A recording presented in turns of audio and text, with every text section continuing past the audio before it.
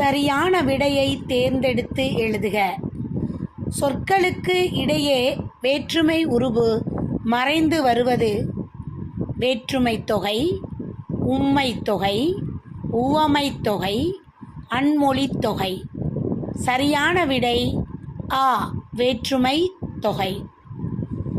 செம்மரம் என்னும் சொல் டேஸ் தொகை. வினை, பண்பு, அன்மொழி, உம்மை. சரியான விடை பண்பு. கண்ணா வா என்பது டேஸ் தொடர். எழுவாய், விழி, வினைமுற்று, வேற்றுமை. சரியான விடை விழி. பொறுத்துக. பெயரச்ச தொடர். எழுதிய பாடல். வினையெச்ச தொடர். பாடி முடித்தான். வினை முற்றுத்தொடர். வென்றான் சோழன். எழுவாய்த் தொடர். கார்குழலி படித்தாள். விழித்தொடர். புலவரே வருக. அடுத்து நாம் பார்க்க இருப்பது சிறுவினா. தொகைநிலை தொடர்கள் எத்தனை வகைப்படும்? அவை யாவை? தொகைநிலை தொடர்கள் 6 வகைப்படும். அவை வேற்றுமைத் தொகை, வினைத்தொகை, பண்புத்தொகை, உவமைத் தொகை, உம்மைத் தொகை, அன்மொழித் தொகை. இரவு பகல் என்பது எவ்வகைத் தொடர் என விளக்குக. உம்மைத் தொகை. இரவு பகல் என்பது உம்மைத் தொகை.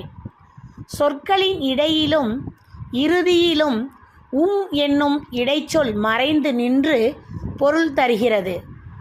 இவ்வாறு சொற்களுக்கு இடையிலும் இறுதியிலும் என்னும் இடைச்சொல் மறைந்து நின்று பொருள் தருவதை உம்மைத் தொகை என்பர்.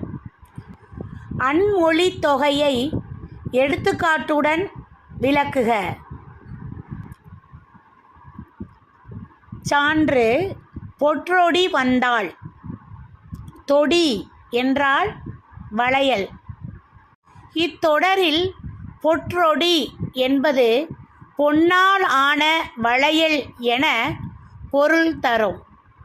இத்தொடர் வந்தாள் என்னும் வினைச்சொல்லை தழுவி நிற்பதால் பொன்னாலாகிய வளையலை அணிந்த பெண் வந்தாள் என்னும் பொருள் தருகிறது.